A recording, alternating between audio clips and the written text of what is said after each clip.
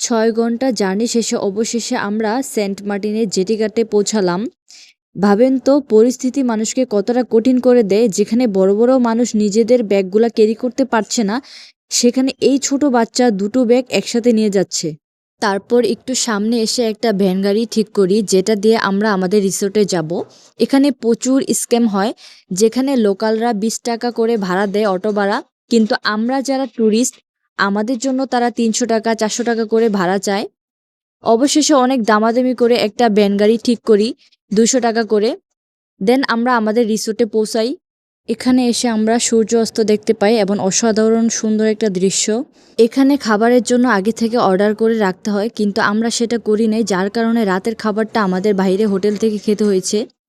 তারপর রাতের খাবারের জন্য আমরা চলে যাই এশিয়া বাংলা রেস্টুরেন্টে। সত্যি বলতে খাবার একটুও মজা না, আর সব কিছু ওভার প্রাইস লাগছে আমার কাছে। আপনারা যখন আসবেন অবশ্যই রিসোর্টে থেকে খাবারটা খাওয়ার চেষ্টা করবেন। সেন্ট মার্টিনে আপনারা ভুলেও মুরগি খাবেন না, একটুও টেস্ট না, কিন্তু ওভার প্রাইস।